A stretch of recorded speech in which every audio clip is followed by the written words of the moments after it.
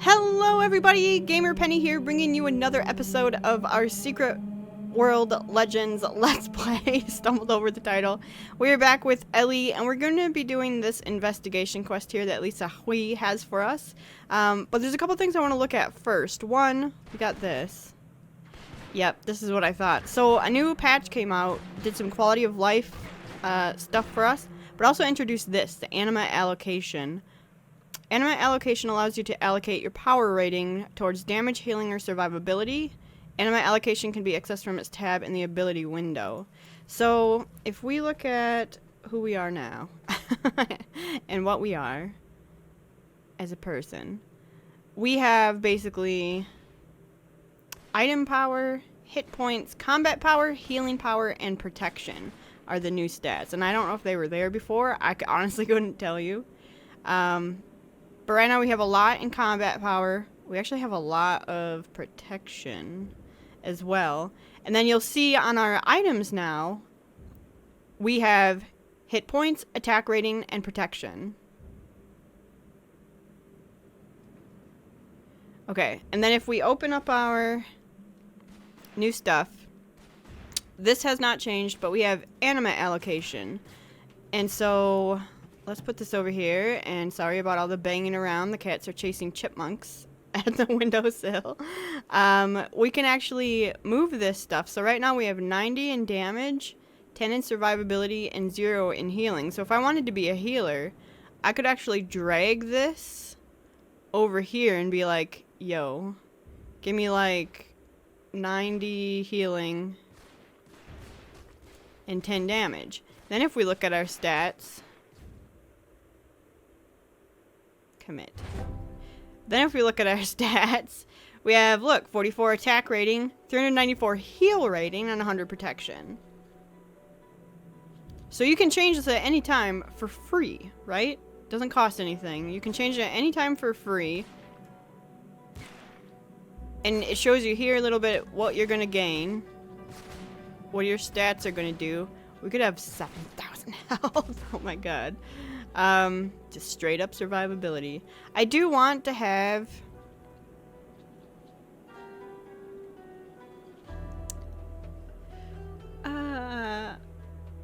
so we do have heals.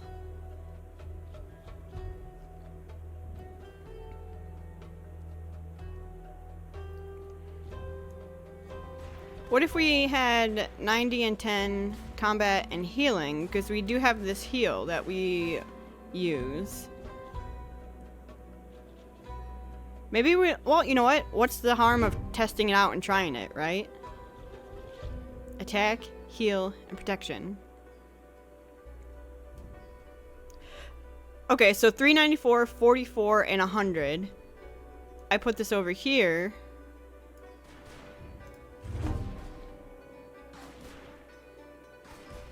Hmm. 394, more protection, and extra hit points.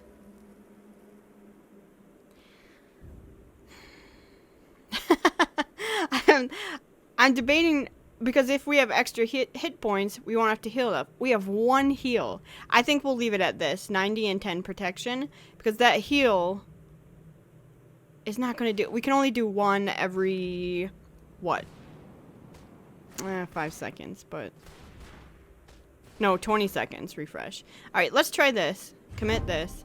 Let's try this and see how it works out. And if we want to do something different, we can do something different. That also means that we don't have to hold on to these other healing gears.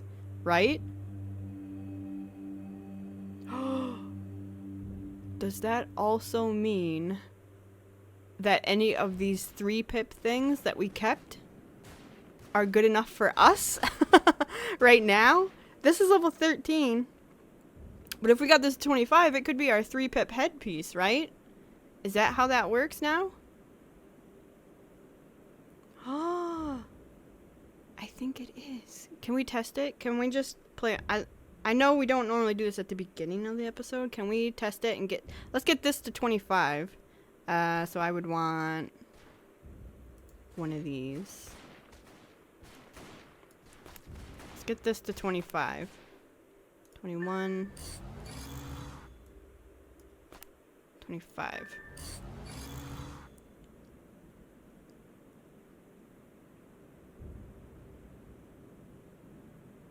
Yeah.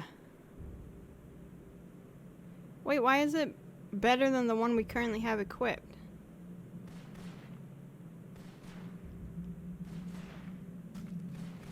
Why is it better than the current one we currently have equipped? Because it's 2-pip. Because it's a 2-pip. Because the one we have equipped has 2 dots and this one is 3. Yeah. So that is how it works now. So now we've got 3 pieces of 3-pip gear. Do we have any other 3-pip gear? No. Okay. Alright, cool. I like it. I love that. I love this change, devs. Thank you for this change. That means we don't have to hold on to different sets of gear. And in the middle of dungeons, they said you can change this in the middle of dungeons as long as you're not currently in combat. So let's say our tank leaves. Well, then I want to go to survivability. And I have like all I have to worry about is my weapons, really. I love it. I love everything about it. It's such a good change. All right, let's go ahead and pick up this. We'll play around with it a little more. Let's zoom out here. We good? Yeah, we're good. Let's do Immersion by Lisa Hui.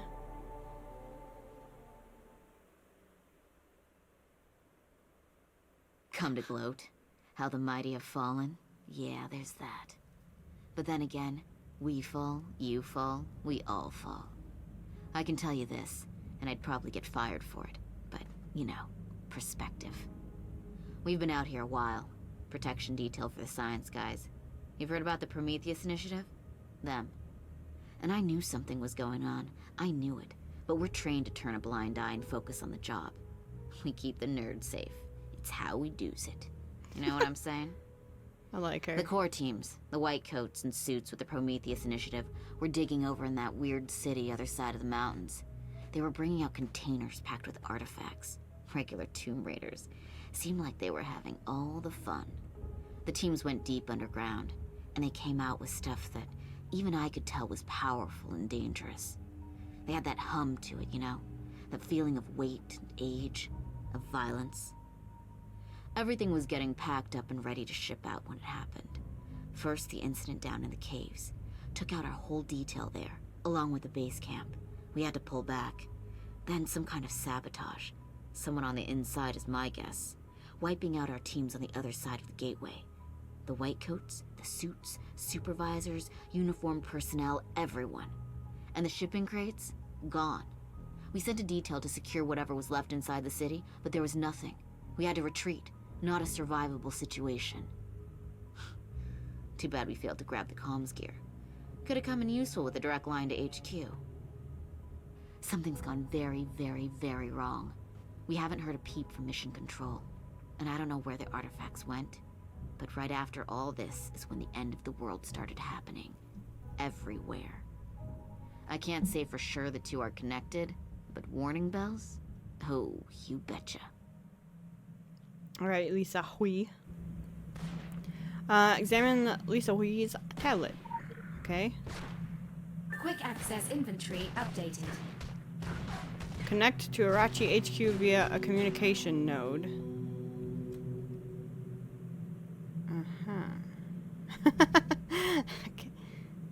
Okay. Okay. This is where we grab the guide. But I think... So I just want to... I'm sure I'll be seeing you. Yeah, I'm sure you will too. I have the guide up. I came prepared this time, you guys.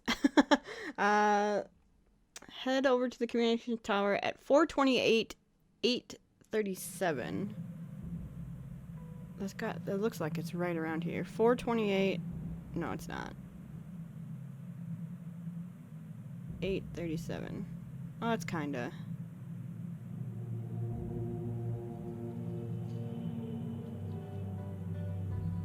So, like,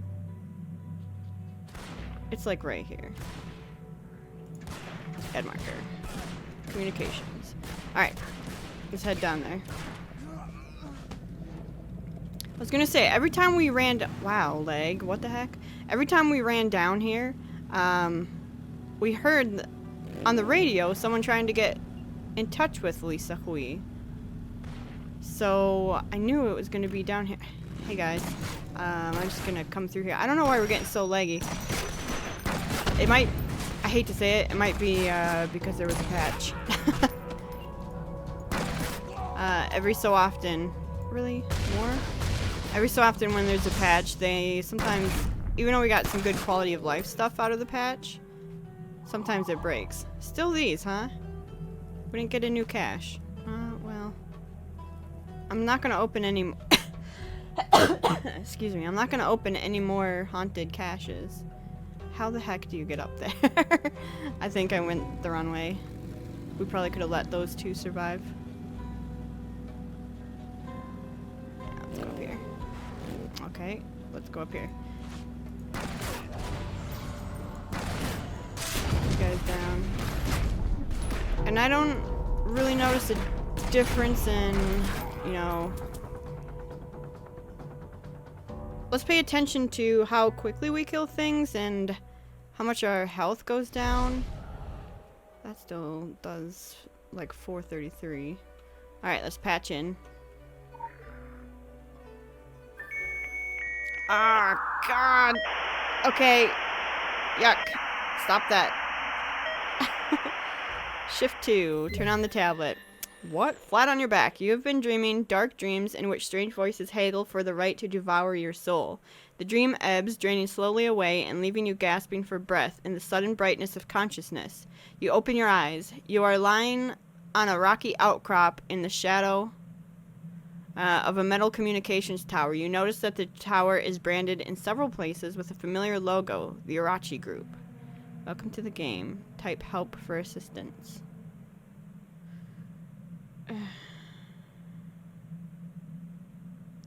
Okay, the following is a list of commands needed to complete this part of the game. Other commands can work as well.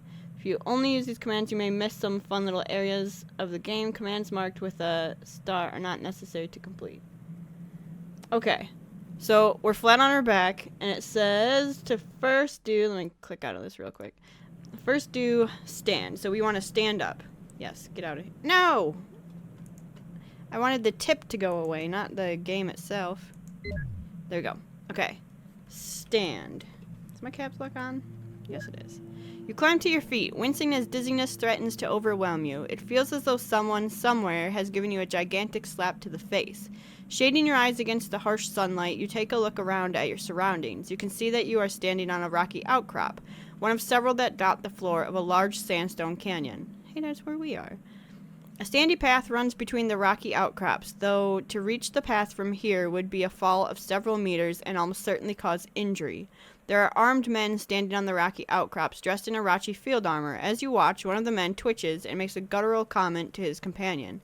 When he turns, you can see that his head is a writhing mass of tentacles. He has been corrupted by the filth. From where you are standing, a path runs away to the southwest, to a collection of shipping containers marked with the Irachi logo.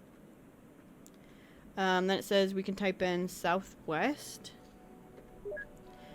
Irachi shipping containers. You are standing amongst some shipping containers marked with the logo of the Irachi Group. This area has obviously been the site of a battle recently. A dead Irachi soldier is slumped against the side of one of the battered containers. Smaller crates are scattered haphazardly around the rocks here. One of them has a keypad that glows softly in the glaring sunlight.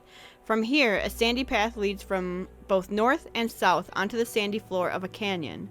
The southern path runs amongst the rocks and leads to a natural sandstone tunnel. From here, the route looks safe. The northern path winds among several rocky outcrops populated by filthy snipers. They will certainly spot anybody attempting to move past them. 50 meters or so beyond the snipers, the canyon expands into a wide sandy area a couple of 100 meters across. There appears to be a battle taking place on the far side of this area, but you are too far away to make out exactly what is happening. So, it says to do examine corpse. The Irachi soldier has died violently, his hands clenched in pain. He appears to be clutching something in his left hand. His assault rifle lies abandoned on the sand near his feet. If we do open hand, Ignoring the indignity to the fallen, you pry open the soldier's hand. A small piece of paper flutters to the ground. Take note. The note reads, "The new shipment of crates is coming, but the company wasn't willing to spring for fancy electronic locks for all of the crates. I hope you have a crowbar somewhere there. The only electronic crate has that prototype teleporter. Read the manual. The code is 7945. It says read note, but we just read it. You cannot do that right now. Back. Okay. Examine corpse again.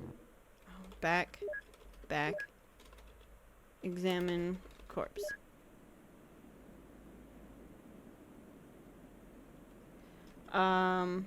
Take rifle.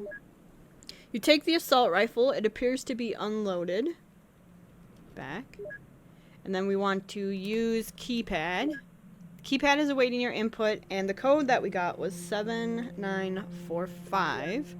With the line of hydraulic hinges, the crate opens. Inside is a very odd device that looks like a game controller.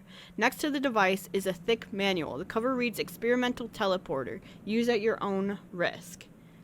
If we do read manual. No. Okay. Back. Use at your own risk. I guess this guide's out of date. Let's do take device. The teleporter looks like a game controller for the Anansi Predator. You take it. Use teleporter. Input your calibration settings in the following format. Right dial setting, left dial setting. Do 6 and 5. Your teleport succeeds, and between heartbeats you find yourself in the middle of a group of startled Irachi soldiers. They're battling their filth-infected counterparts who are running from the south. You can just make out the crates that mark the origin of your teleport. One of the Irachi, a formidable-looking woman, stands nearby. A shade tent nearby covers a small camp bed, several crates of ammunition, and a couple of laptop computers. Take ammo. You grab a few clips of ammunition from the crate. You have a weapon. Now would be a good time to load it. Load rifle. You load the rifle. And we go, you are standing in the Irachi camp. A shade tent nearby covered blah blah blah. To northeast, a sandy path runs between the rocks. Let's go northeast. The sand-covered path winds among the rocks, and you follow it until you can see some ancient ruins jutting out of the path just ahead of you. The path itself continues to the north, leading down into the ruins, but as you pause to examine the route, you notice something strange. The sand in the path bulges oddly, right at the point where the sand gives way to the stone of the ruins. It looks as if something is buried beneath the sand here. It says to use loaded rifle. You fire the assault rifle into the sand and are rewarded with a screech of rage as the giant scorpion that is hiding just beneath the surface takes several bullets to the carapace. The creature emerges from the sand, but you are ready for it and you easily kill it. Then we do north. You are standing on the edge of the sandy pathway. At your feet is the corpse of a giant scorpion. The path leads north into the ruins where it turns sharply to the east. Look. You enter the ruins, following the turnaround to the east, and enter a large plaza. As you do so, you hear the sound of a helicopter passing over your head. Looking up, you see a crate being dropped from the helicopter. It floats gently down to the ground and lands just in front of you, in the middle of the plaza. The crate is marked with an Irachi logo and is similar to the one encountered earlier, with the keypad built into the crate itself. Attached to the crate is a note. Read note. The note reads, "You have done well. So this one is for free. 6854J. Use keypad. 6854. With a whining hiss of mechanical hinges, the crate opens to reveal, congratulations, you have completed the first part of the game. Your level code to unlock progress to this section is Filthy Man. Thank you for playing, and we look forward to seeing you in the game 2.0. Please tell." Okay. Passcode Filthy Man. Filthy Man. Okay. Exit. Type quit. Alright, so now what we have to do, retrieve the game 2.0, is we have to retrace the steps that we just did.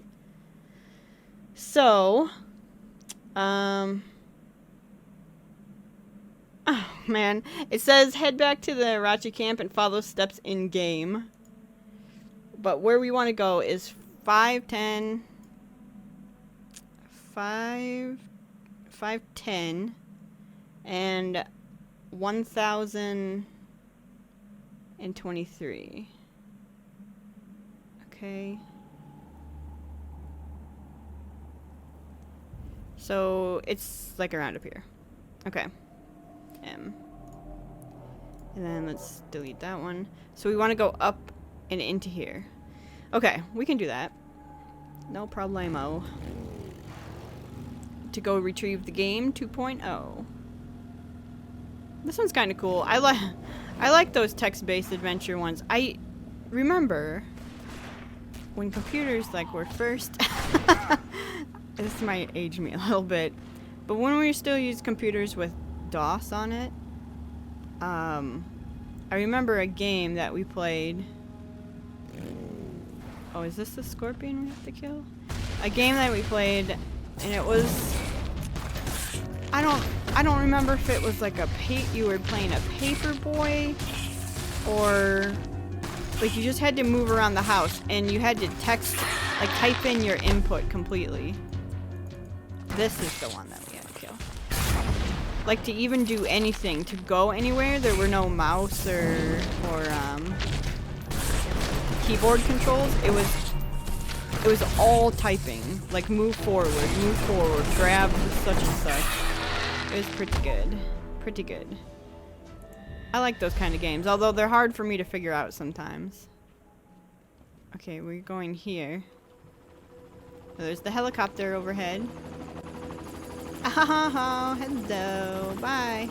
Alright. And... oh, what's the keypad thing? It was... 6854?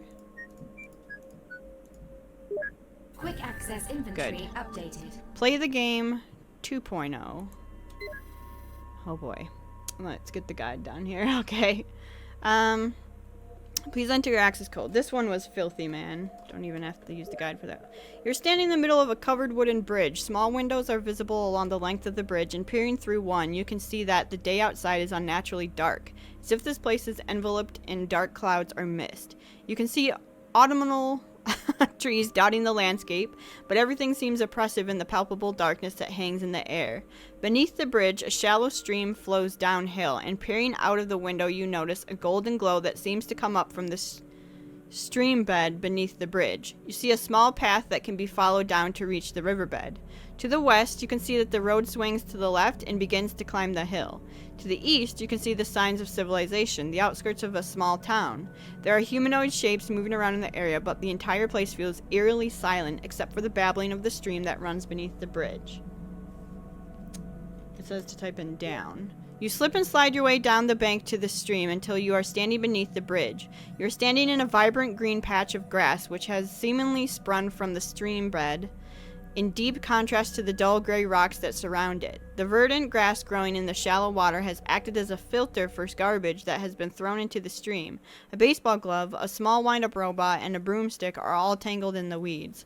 Ahead of you, in the western face of the bank, is a cave entrance, and the golden glow that you saw earlier emanates from within. A beehive tangles from the cave entrance, and you can see large golden bees drifting peacefully in and out of the hive. The river runs away to the south and disappears over a set of falls, and the path upstream is blocked by a fallen tree. Alright, so we want to write in here, enter cave. Whoops. Get out of here. Oh god. Hi, can we get back to here? Alright, enter cave. As soon as you attempt to enter the cave, the beehive begins to boil with furious motion.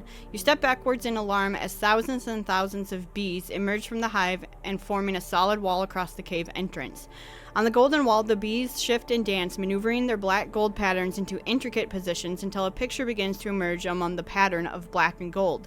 It is the image of a young girl, and you watch in astonishment as the mouth opens and the bee face begins to speak in the altered pitch of 1,000 buzzing bees. This is not a place for the uninitiated, the girl says firmly, peering at you. Her expression changes, hundreds of bees making minute positional adjustments, and the girl suddenly appears thoughtful. Oh, is this a game? Yes. I thought so. It's a bit like the one John showed me. Oh, John Wolfe? Let's see. She looks around. Ah, yes, I'm the Oracle again. Okay. Oh, I remember. I can help you only if you answer this riddle. Are you ready for the riddle? Yes. Two men came down to Kingsmouth town with a mind to watch the show. By the entrance one sat down, and the other south did go. Now these two men were much alike, yet not as close as brothers. They shared the first within their names, but nothing of the others. One's last was for the frontiersman, the other's for a beast. The cowboy, not the Indian. My ears await the feast. It's John Wolfe, right? Oh, Boone. Boone. The girl smiles. That's right. A man who knows how to put people on the right path. That's Jack Boone.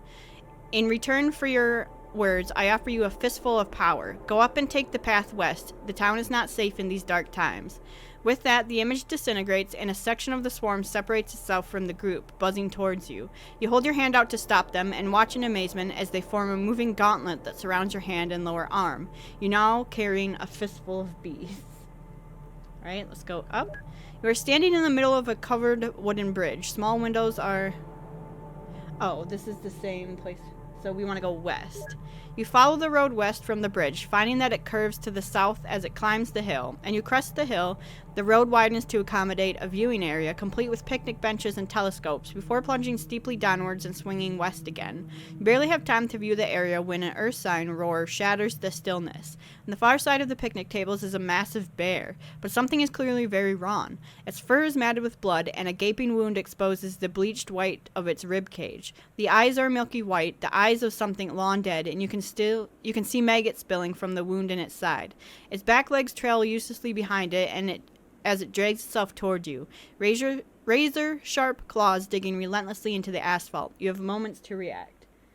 We want use bees. You swing your arm forward and pray that the bees will know what to do. They do. With an audible hum, the bees surge forward, and as one fly into the gaping hole where the rib cage of the bear still shows. At first, there is nothing. The bear continues advancing, but a golden glow begins to emanate from the gaping wound, and the sound of buzzing grows louder and louder. The bear slows, and then stops, its entire body vibrating to the sound of buzzing. Then it simply disintegrates as whatever foul agency was keeping its corpse animated dissipates. The bees escape the collapsing folds of flesh and then fly loop of victory around the corpse, before disappearing back down the road where you came.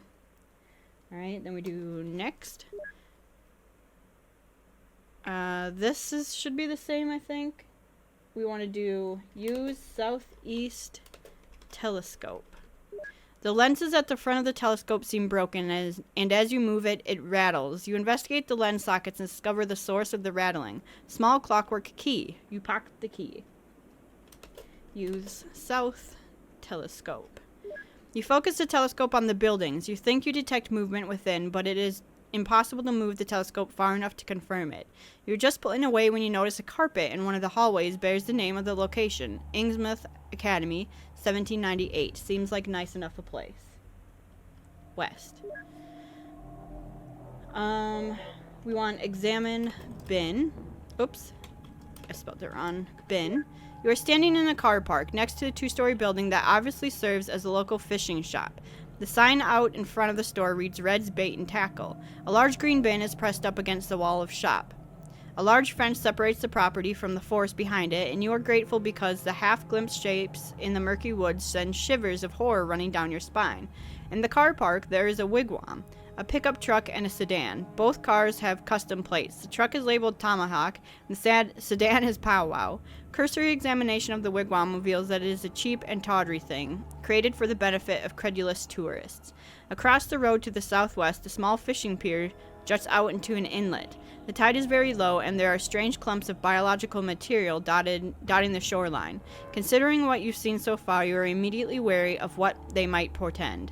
The road runs northwest, past the front of the store. We want take hook. Oh. Okay, back. We want examine bin. There. Rummaging around inside the bin, you come across several meters of fishing line, several sinkers, and a couple of hooks. Now we want take hook. Take one of the hooks. Take line. Take sinker. Use sinker with line. Really?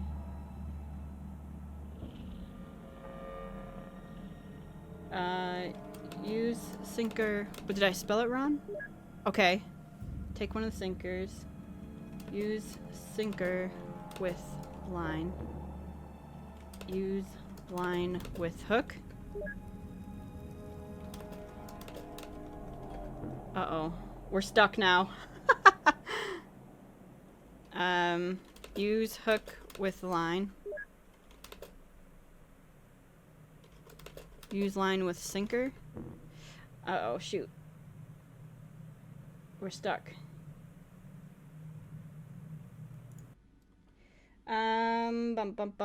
Let me look it up and I will be right back. Alright, let's try. I found a different guide. Let's go return. Northwest. Standing in front of the shop, blah, blah, blah, blah, blah. And then we do use sinker and line. You tie the sinker to the fishing line, creating a weighted fishing line. Use weighted line and hook. You now have a prepared fishing line, and you also wonder why it was you didn't just find a previously set up fishing line. Certainly seems like would have saved both you, whoever wrote this, a lot of time. Yeah, because I had to go find a new guide. Use prepared line. Your prepared fishing line sails through the second floor window. You pull it back and feel it catch on something. It feels like a whopper. You give it a hard tug and a small box flies out of the window, attached to your hook. You pry your hook free. It is bent beyond usability, so you toss it away. The box you caught is ornate and rimmed around the edge with gold. It is locked tight, but there is a small slot for a key. Use key and box. You insert the clockwork key into the little box, and it turns with an audible click. The lid of the box opens, and you can see that it is combined music box and jewelry box. Most of the pieces are plastic or imitation, but there is a key hidden in among the paraphernalia. You take the key. Use key and door. You unlock the door to Red's Bait and Tackle. Enter door. The interior of the store is pleasantly lined with Native American paraphernalia, hunting and fishing gear, and general outdoor goods. Tents, supplies, hunting rifles, and fishing rods hang from pegs on the wall, and shelves of miscellanea line one wall. A fireplace dominates one side of the room. It is cold now, but its ashes indicate that there were people here not too long ago. There are a pair of sofas in one corner, and a half-finished game of chess sits on the small coffee table between them. At the back of the room is a counter with a cash register and a laptop. The laptop appears to have been left on, and the screen flashes insistently. Use laptop. You move to the laptop and see that it is sitting on a screensaver. When you move the mouse, the screen pops to a login prompt. The username, A. Dexter, is autofilled, but the password field is empty. We do 1798. Founding date of Innsmouth. Okay. You input the password and watch as the screen dissolves to reveal. Congratulations, you completed the second part of the game. Your level code to unlock progress to this section is Black Signal. Thank you for playing. We look forward to seeing your game 3.0. Exit. Quit. Okay. Retrieve game 3.0.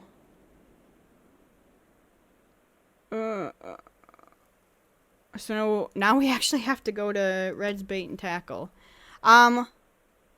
Here's the thing.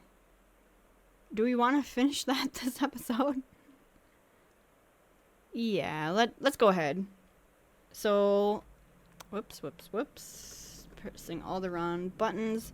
We want to go Savage Coast, Red's Bait and Tackle. Man, this is a long one. We're only on 2 of 5. Taking a sip of my coffee here. We might run over and finish this whole thing in one, because it's text-based and probably not that fun to watch. So if it's just one episode that people don't want to watch, I'm fine with that. But if we have to span it into 2, nah. So we'll go ahead and we'll finish this up this episode. So we'll run over. We'll get this all done.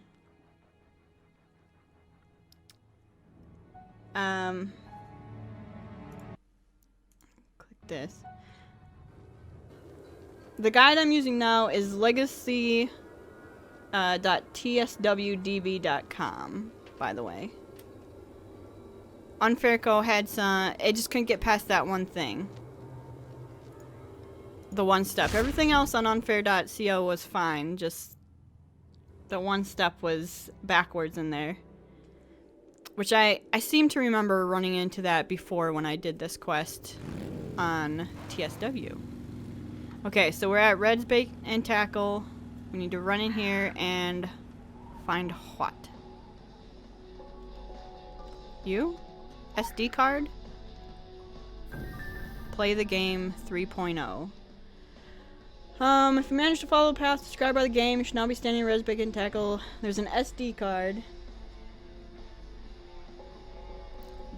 Do we have it? Shift, oh, 3.0. Okay. And we did, what would, black signals? Black signal. Help if I spelt it right. There we go, 3.0. Oh, that's what we did, kitty. Cats hissing at each other. What was it? Wasn't it black signal?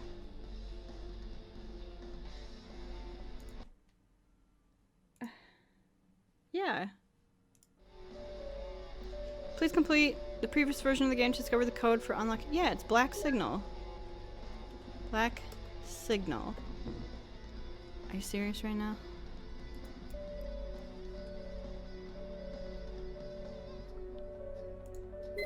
Oh, okay. We were using the wrong one. Black signal. There. A gentle, warm rain is falling, dampening your clothes and hair and sending warm trickles down your face. You feel as if, just a moment ago, you were somewhere else. You shake your head to clear it and look around. You are standing in a dark, narrow alleyway, cluttered with boxes and plants. 2 push bikes are standing against the wall to your right. To your left, a small metal bucket collects the warm rain. West of you, the alley widens into the street and further down you can see some signs written in Korean. Uh-oh. We're in Seoul now. Alright, we want to go west. You're standing at a small intersection. All around the intersection are small Korean houses surrounded by low stone walls. From this intersection, there are roads to the north, south, and west. There is a small alleyway to the east. Go north. You're standing, blah, blah, blah, blah. We want to go west.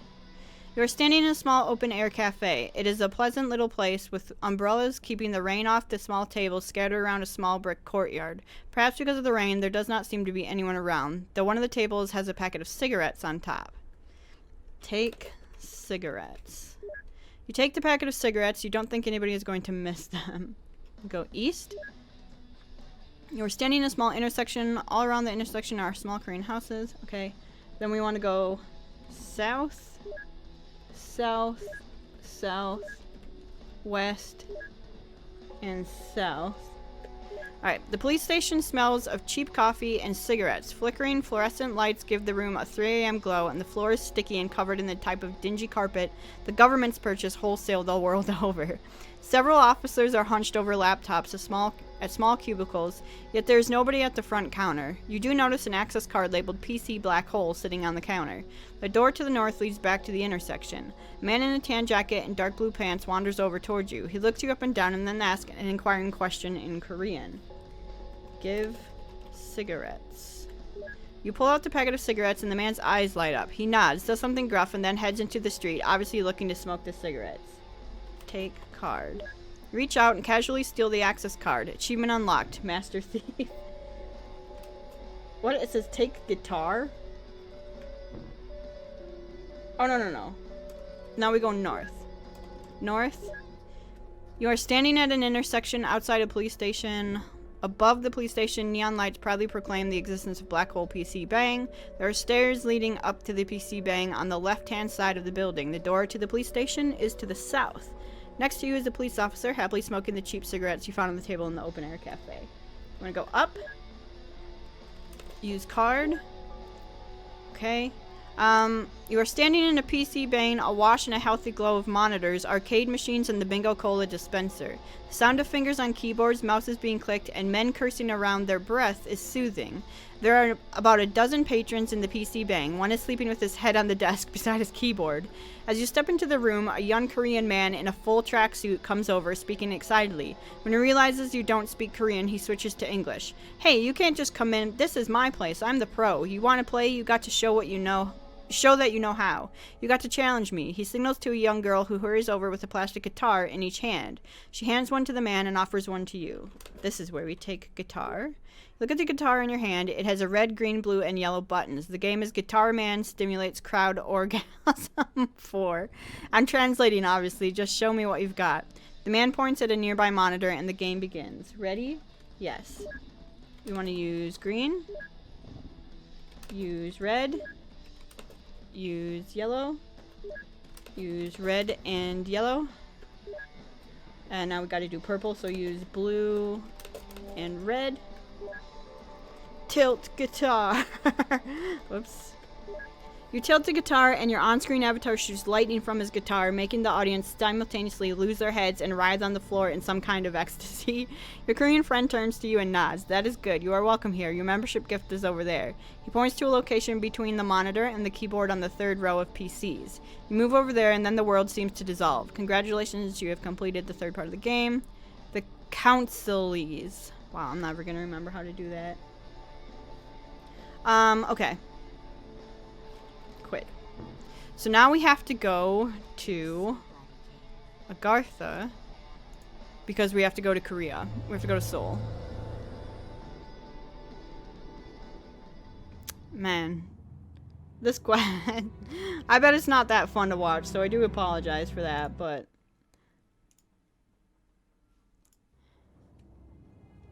it would have been fun to try to figure it out, but we would be here for like 4 hours while I try to figure it out on my own without a guide.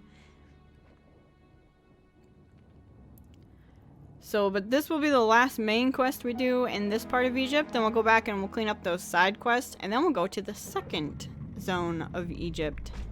We're moving right along. Alright, we want to go here. I don't think we've actually been to Seoul on this character. So this is going to be fairly new. I kind of remember where to go. Where this thing is, so it's going to be interesting. I'm not looking at the guide right now to get to it. But we shall see.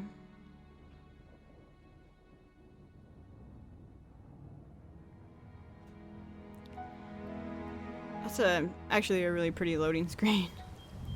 Okay, here we're in Seoul. Can I move? Thank you.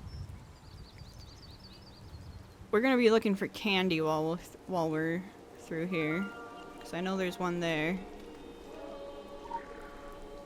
Get that candy. We can't go down there. That's the dragons. That's the dragons' headquarters down there, and we'll get shot if we go down there. Here's more candy.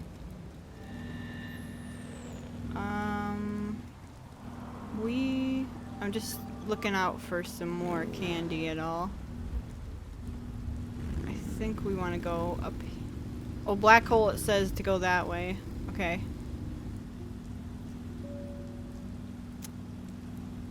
And I think it's at the, I see you up there. I see you up there, candy. Okay. I think it's at the end of this street, actually. Right up there. Black hole PC.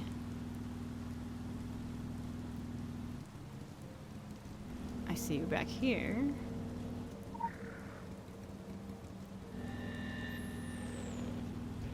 Okay, come in here. Get this. But then I think, how do we get up there? There's stairs over here. Yeah. And what we are looking for is what? I know there's all those computers that we can touch.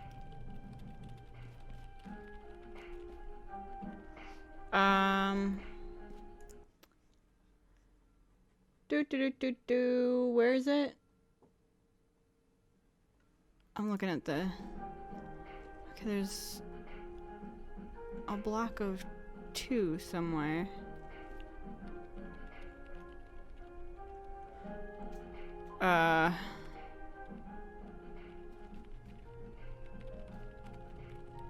Where?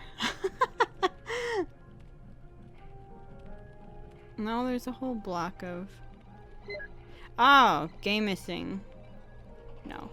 Nope. Quit. So it's a block against the wall. Here, SD card. Okay, then let's play this one. And we did... Oh, how do you... Counselees or whatever? The... Counselees. I had to look at the guide to remember to spell that. You stumble and blink, and suddenly are somewhere else. Around you is a marketplace lined with small stalls and vendors selling wares. You can't help but notice that many of the vendors and patrons are less than human. You spot a ghoul selling fish, a faun buying vegetables, and slouching off to the side is a vampire. The air is gloomy, but offset by strings of colorful lights that overhang the marketplace. That's the Haitian market in London. You browse the stalls, but most of them are selling knickknacks that are of no use, and you really don't want to know what kind of meat the vampire is selling. There's one stall that catches your eye, a lady selling masks and grimoires. There are exits to the market to the south into the alleyway, west into an open square, and east into another alleyway. Alright, we want to examine stall. You examine the stall where the young woman sits. She smiles but does not disturb you as you browse. There are several large tribal masks as well as a large pile of occult books. No expert in masks, you guess that these come from somewhere in Africa. They are handmade, crafted in the fearsome aspect of some kind of demon.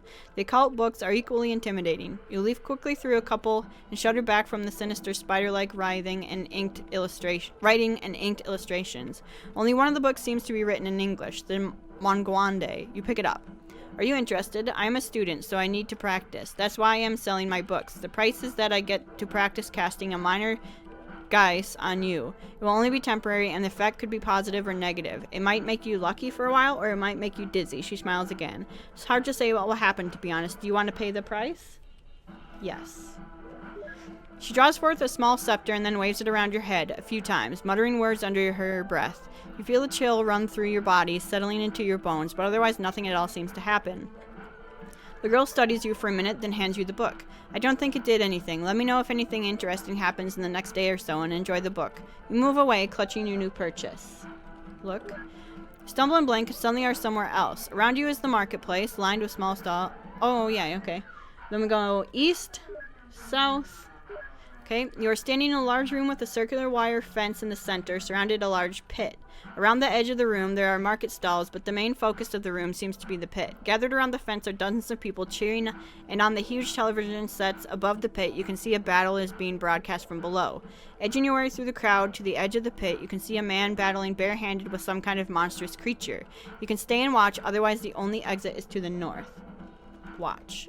The man circles the creature, obviously waiting for it to make its move. It is a nightmarish amalgam of tentacles and limbs, and it whips them back and forth furiously as it advances on the man. The man feints right, then rolls left, and the creature wails in frustration as the burly man circles around behind. He raises his fist and slams them to the back of the creature. There's a brilliant flash, and the creature collapses in a pile of goo. The crowd goes wild, cheering and shouting their appreciation. The man bows to the crowd and then leaves by a nearby tunnel. The crowd begins to disperse, drifting away. After a few minutes, the man emerges from a nearby door, and several people rush to get his autograph. Look. You're standing in a large room with a circular...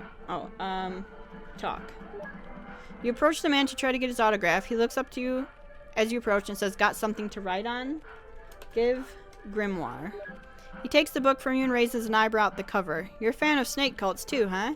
He raises his fist to show you a snake tattoo entwined about his forearm. The fighting is just a sideline to fund my research trips. I spend a lot of time in old Dankzone, if you know what I mean. He glances down at the book again. Look, I haven't read this one, and I hate to see it get out of my hands. Why don't I give you this for it? He hands you a medallion engraved with a closed fist. You shrug and put it in your pocket. That's the way, thanks. He turns back to his fans. Okay, north. You are standing in a dingy alleyway outside the door of a shop known as the New Model Army. The shop appears to be closed, and lounging around the entrance are several rough-looking men with shaved heads and tattoos covered their arms. As you approach, one of them stands up and bars your passage down the alleyway. This alleyway has a toll, mate. We take pounds and anima shards, cash only. The group of men snigger. You'll have to deal with them if you want to pass. Show medallion. You remove the medallion from your pocket, and there is the hiss of indrawn breath from the group of thugs. Careful, Roy, warns one of the men. That's an arena champion medal. Best let this one be if you don't want a thrashing. The thug in front of you steps back to the side, bowing slightly. No offense intended. Hey, maybe you can come back later and show us some stuff. You nod vaguely and move past, down the alleyway to the north. It winds along to the northeast before taking a sharp turn to the southeast. Look. The alleyway opens up into a small area with several shop fronts. You can see a sign on the wall here marking this place as the Shades. Most of the shops are closed, their windows boarded over, but there is one store which seems to still be in business. It is called Tuppenny Dreadful. And their windows are full of exotic comic books and graphic novels. 3 posters capture your interest. Cabal 1928, Journeys Beyond Static, and The Beekeepers. From here the alley curves off to the northwest. Look, static. Cover shows a large factory room, and the title reads Journeys Beyond Static. The byline says, prepare to have your expectations reset. As you stare at the words, a very odd feeling seeps into your body. There's a strange doubling sensation. You feel odd, disconnected. What is happening? The world fades to a strange black and white. You look around. Look. You are floating in the air above your body, which seems to be standing below you, staring slack-jawed at a comic book cover. Your vision is oddly colorless, and everything seems to be brushed and soft edges. You wonder if this is the effect of the Gaius, but you have no real way of knowing how to resolve it. You try to move and find that you can float along quite comfortable, as long as you concentrate on a direction, though you feel weaker the further you float from your body. From here you can float to the northwest. Northwest. And northwest to the staircase. Nope. Oh, northeast. You're floating above some flowing water which flows away through a grate to the northeast. To the southwest is a crate marked with Yurachi logo. Your path to the crate seems to be clear. Open crate. You float to the crate. There is a wrenching sensation as the Gaius ends and your body and mind are suddenly occupying the same space at once again. You pat yourself to make sure everything is in the right place, then reach down and open the crate. The world dissolves around you.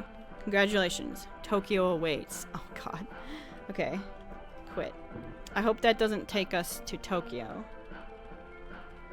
To be able to get the game, blah blah blah blah. You have to look at this.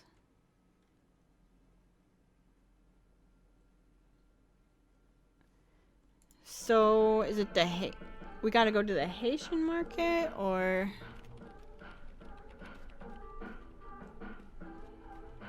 I actually don't know. Let's go here. Whoops. Get there, would you?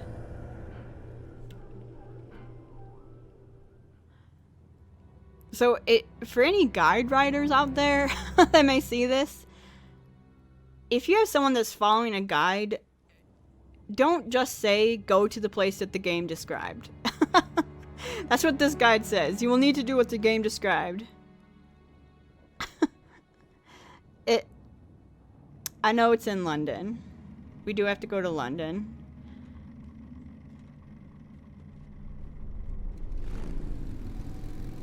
Yes. Okay.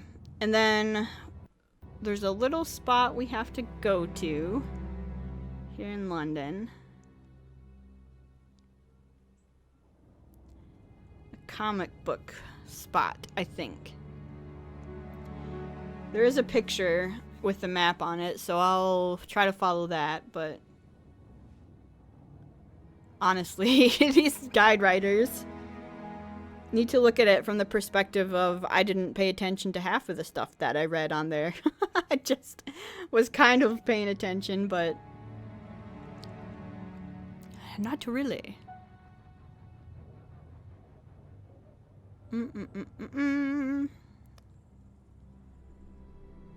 I never noticed that there was a vampire in the Haitian market either. I don't know why you just dodged there, but you're free to do as you will. Alright, if we come down this alley. Is this right?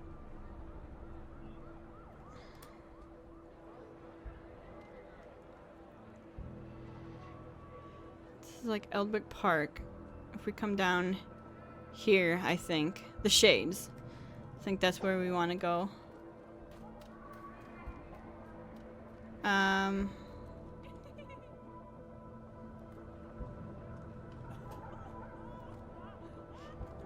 This? Journeys Beyond Static. There it is. And then to the crate here. Oh my god, we're going so fast.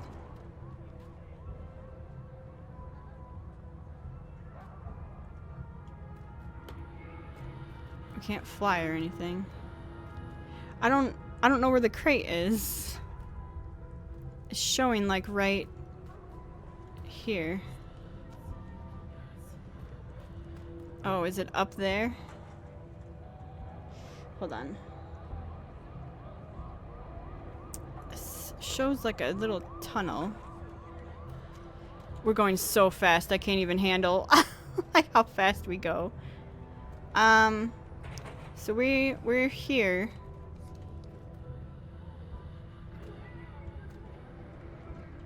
Our body's back there. On the map, it's like up here. Are we?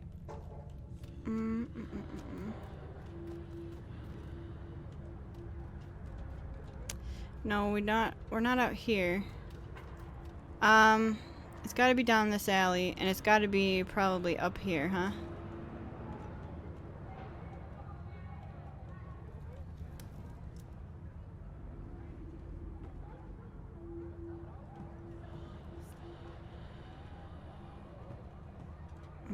No.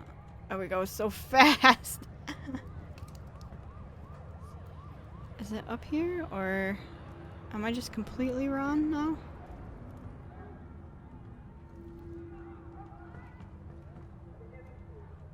Here's some candy that we can't get. Well, and we fell down. Okay, let me find out for sure, otherwise we're gonna be here forever, and I will be right back. Alright, we're back. I found out where to go. Maybe? Yep, there it is, right here. We got this. Play game 5.0, we're still not done. Oh, we have to become human again, and I think to do that you can just touch this poster again. Body. Wait, where's my body?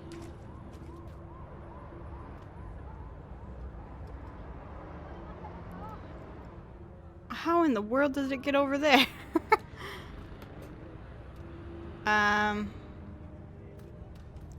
Okay, I thought you could just touch the poster to get back. How do you get back to your body otherwise?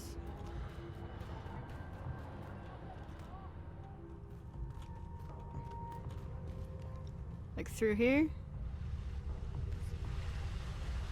There's candy right there. I have no idea. There's candy right there too. Well, what we can do is this, I think. Right? Reset? We can't even do that. How in the world do you get back to being who you are? I hate this game. I hate this quest. This quest might be the worst one so far. Alright guys, so I'm pretty sure you were supposed to be able to click on those posters to get back to life. But we have to do it this way. And I actually, unless it pops up now, yeah, I think we actually missed out on a Chivo. What's beeping? There we go. I think we missed out on a Chivo by doing it that way, but literally could not click on those posters and get back. So let's play game 5. Let's get back to our guide here. The guide didn't even, it said, both guides, I looked at both of them, said to click on the posters again, and we couldn't click on the posters. So we were doing Tokyo Awaits. You're standing in a long earthen tunnel, trees and roots grow out from the walls, and the path that slopes gently upwards is coated in grass and flowers. People are walking up the tunnel, singing, what? Singly and in small groups. Singly? Is that what that word is? Towards the north. You feel a strange urging in your own body to go that direction. Behind you is a large golden portal that shimmers and glows with its own unearthly light. We're gonna go north. You are standing in front of a grand statue of a knight. He is kneeling as if to welcome you, and you feel a strong sense of rightness at being in this place. Above him on the wall, a banner hangs displaying the proud symbol of a winged lion. From here, the path turns east and west, though it appears both directions swing back to the north again. The feeling in your breast urges you to continue onwards, though you feel no particular urge to go in either direction. West? You're standing in a large room dominated by large racks of servers. There are people everywhere in this room, moving around, inputting codes in a large console at one end of the room, and then entering various small rooms that fill the circumference. What? A man in a pristine white uniform approaches you. Psst, hey you, he whispers. You turn to face him and he beckons you to follow him. You move after him and he leads you to a shadowy spot between a large column and a server cluster. Listen, I admire what you're doing, and this stuff is awesome in a primitive and retro kind of way, but the Tokyo simulation isn't ready. I don't want to send you in there unless you can confirm the code. Can you do that for me? Tokyo awaits. Copacetic, you're the one then. He withdraws a small device from his pocket and taps a few idle keys. The floor to your feet lights up, a brilliant path leading into one of the rooms. Follow the LED light road, he says with a sweep of his arm. Oh, and don't sweat the scenario. I've got your SIG now, so I can totally fake certification if you need it. Follow. You're standing in a small circular room. The walls are lined with strange sensors, circles rimmed with white lights. The door closes behind you with a whisper, and then you hear a countdown begin to start. There's a flash of bright, blinding light. Type next to continue. You're standing on the edge of a major four-way intersection. Around you, skyscrapers rear towards the sky, disappearing into the sky above. All around you, the flash of billboards and advertisements flood your senses with light and sound and color. But the city itself is deserted, and you can no signs of life. Typo. A wind blows through the intersection, pushing a clutter of paper and garbage before it. This place looks devoid. Take a step forward and the world dissolves. Congratulations, you have completed the 5th part of the game. Your level code to unlock progress in this section is the end game. Thank you for playing. Find the end game. Well, I think for this, we actually have to go to Agartha. We actually have to go to a place that we have not been yet. This is where we started. Where's Agartha? Why are we so laggy right now? We actually have to go to Venice. And we haven't been there. How in the world?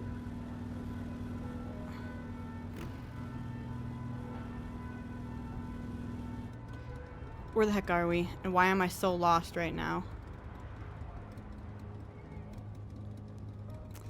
Jesus.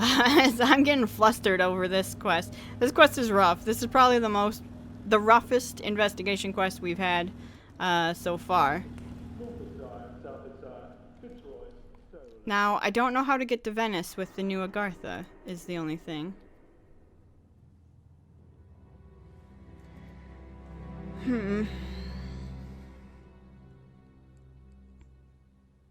We'll see.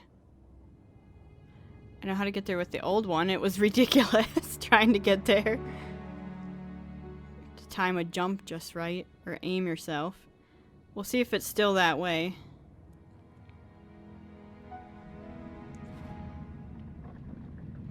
Here we are, and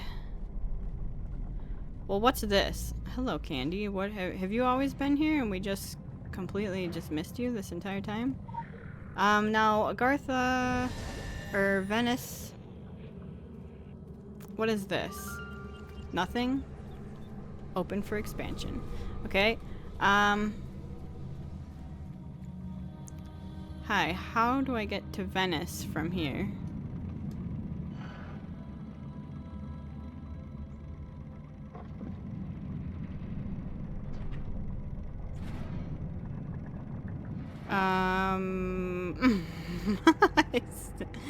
I don't know. Maybe this.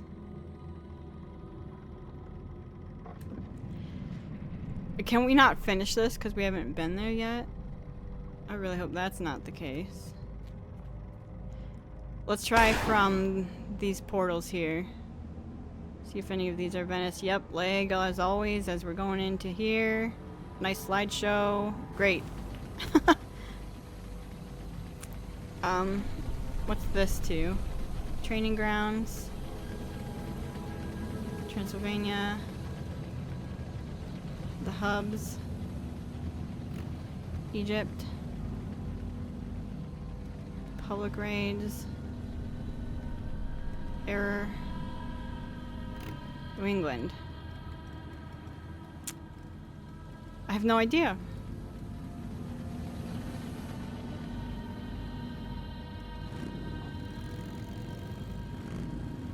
Unless it's up there.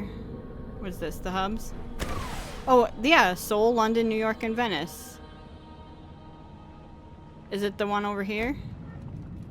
I just noticed there's 4 up here. Is it right there? Oh my god. They did make it much easier. Okay. Well, oh god. This episode has been a disaster. I don't even know. I'm so sorry. This one has been really, really rough. Bad guides. Text-based, not even action. Then we got lost. Coming through. And then we still have to find the end game. Which...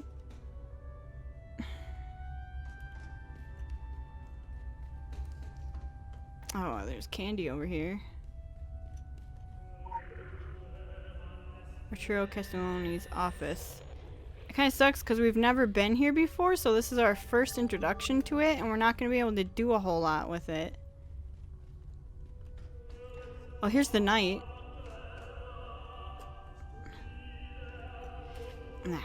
Back here. We want this thing. Find the end game.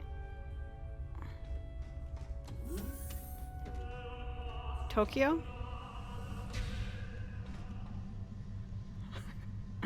Are we stuck? Can I get out of here? Tokyo? Initiating world simulation. Initiating reality simulation. Stand by. What? Where are we going? Tokyo? What is this? I don't...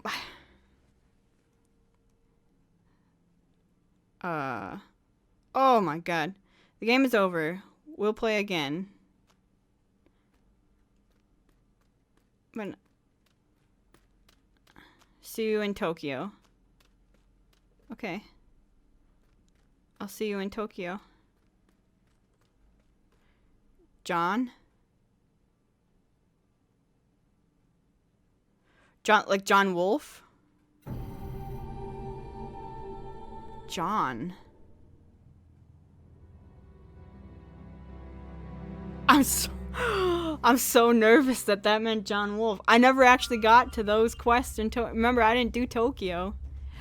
That's kind of exciting. Well, that ended on a good note. Alright, let's turn that the heck in. I find electronic gaming to be frivolous and damaging to long-term attention span, but you have taken the game to a serious place. The name John, as an entity, has manifested in odd ways ever since the disaster in Tokyo. If he knocks on our door, we must oblige him with an answer, though I doubt your answer will bring him much joy. I trust you will give John our firmest regards. Yes. Let's open this. Desert Loafers Black. Okay, and we're ending the episode there because we are way over on time. What's this? Oh, activities. Okay, yeah, we're gonna end the episode there. This is Venice. I'm sorry that we didn't get to like hang out here. And have me show you guys this place. It's actually pretty cool. But yeah. We'll go ahead and end here, and then we'll finish up Egypt, or the Scorched Desert, in the next episode. So guys, thanks for putting up with this one. I know it wasn't as entertaining, and I was very lost during it, and probably had several jump cuts. So thank you so much for all your support on this series. If you do want to see more of the Secret World Legends Let's Play, make sure to leave a like or subscribe to the channel. Otherwise, I will see you guys next time. Alright, bye-bye everyone.